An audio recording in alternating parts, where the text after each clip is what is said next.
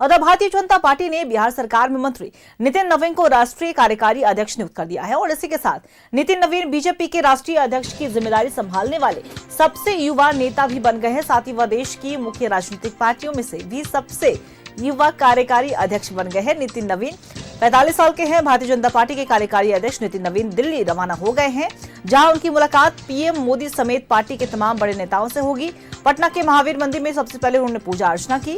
राजवंशी नगर स्थित नवीन सिन्हा पार्क में अपने पिता स्वर्गीय नवीन किशोर प्रसाद सिन्हा की प्रतिमा पर पुष्प अर्पित कर श्रद्धांजलि भी अर्पित की।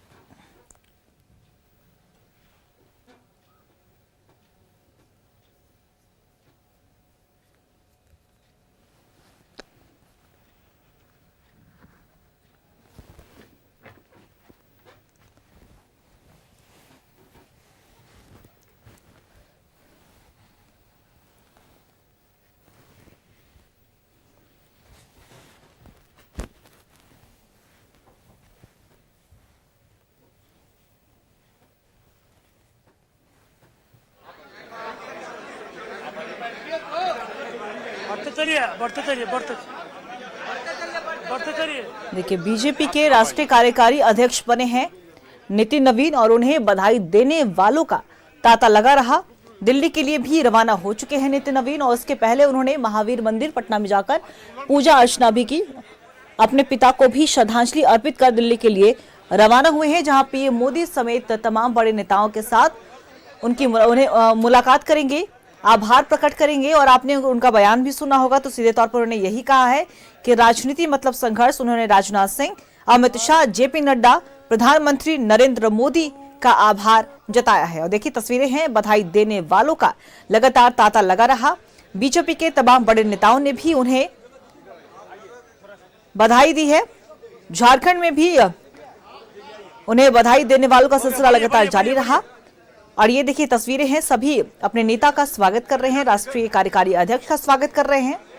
और कहीं ना कहीं संगठन को और मजबूती मिलती हुई भी नजर आएगी, क्योंकि सबसे युवा, पहली बार ऐसा हुआ है कि किसी बिहार के नेता को ये इतनी बड़ी जिम्मेदारी मिली है, एक युवा चेहरा को इतनी बड़ी जिम्मेदारी मिली है।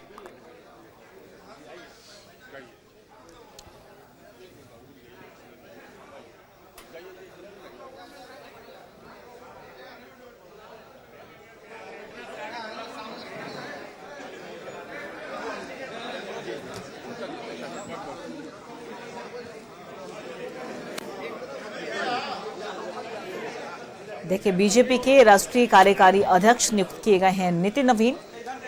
बिहार सरकार में मंत्री, प्रभारी भी, चुनाव प्रभारी भी बनाए जा चुके हैं छत्तीसगढ़ के। पीएम मोदी और अमित शाह का उन्होंने आभार जताया, उनसे मुलाकात आज होनी है।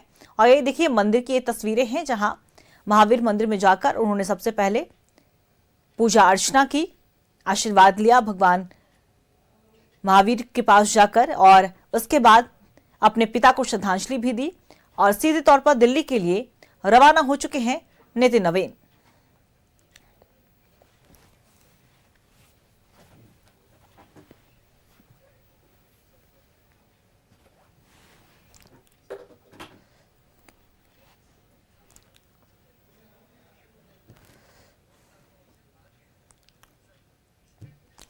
देखिए, नितिन नवीन का दिल्ली दौरा, और दिल्ली के लिए रवाना हो चुके हैं नितिन नवीन।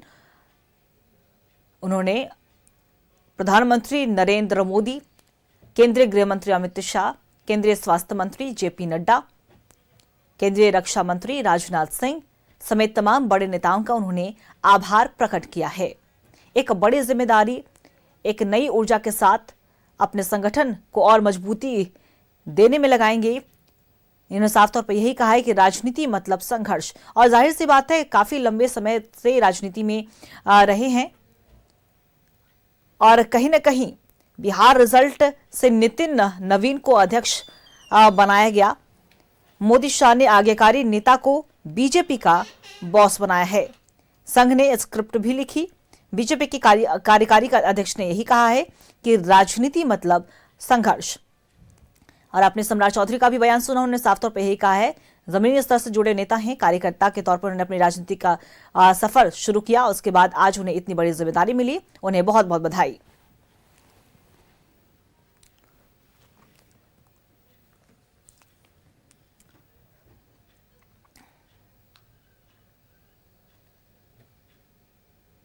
और इसी खबर पे और भी ज्यादा बातचीत करने के लिए हमारे बिहार स्टेट हेड नीलकमल जी हमारे साथ लाइव जुड़े हुए, उनका रुख करेंगे। नीलकमल, देखिए लगातार जो खबरें सामने आई, कल जो स्पष्ट हुआ और राष्ट्रीय कार्यकारी अध्यक्ष नियुक्त किए गए नितिन नवीन, जाहिर सी बात है एक नया चेहरा, एक युवा चेहरा है और खासतौर पर पहली बार ऐसा इतिहास में हुआ है कि बिहार से किसी ऐसे युवा चेहरा को दिया गया जिसके बारे में किसी ने कल्पना नहीं की थी।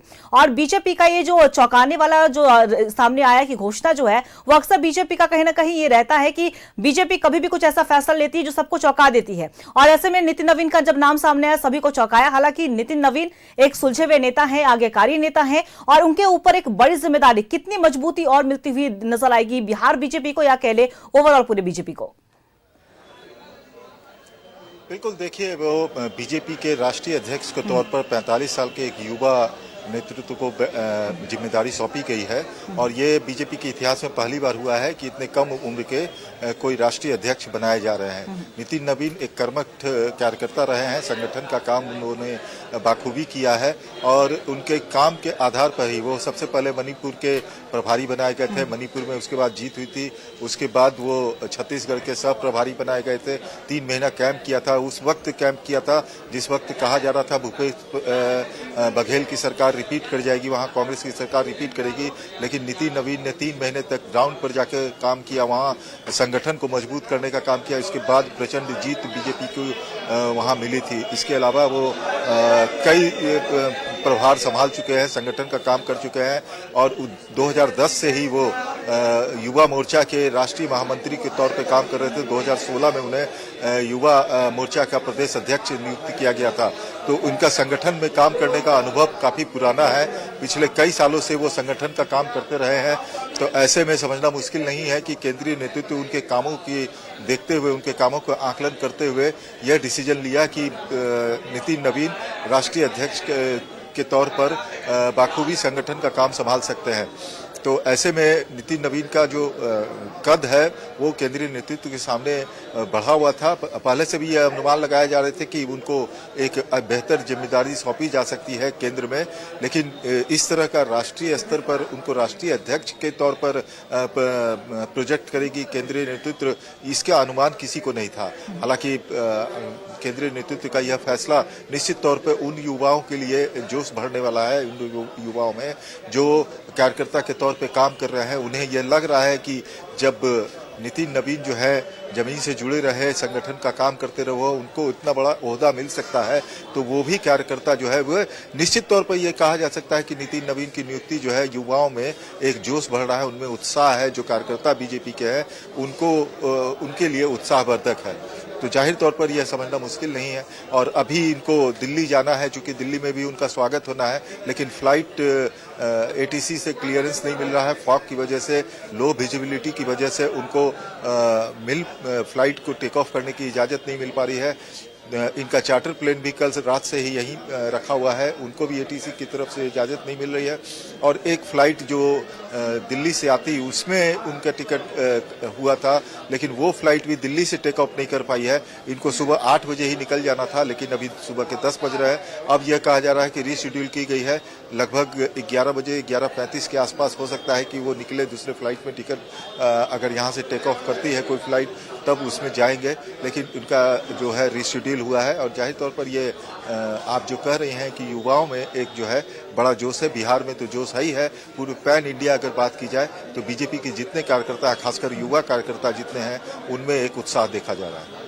और देखिए, और इसी उत्साह के साथ उन्होंने संगठन को और मजबूत करने की बात भी कही है। और एक और बात उन्होंने स्पष्ट कहा है कि राजनीति मतलब संघर्ष। वो जानते हैं कि संघर्ष से उन्हें इतना बड़ा ये पद मिला है और आने वाले समय में किस तरीके से काम करते इस पर भी नजर बनी रहेगी। आप लगातार नजर बना के रखिएगा नीलकमल जी, हम आपसे अपडेट लेते रहेंगे। फिलहाल आपका बहुत बहुत शुक्रिया तमाम जानकारी साझा करने के लिए।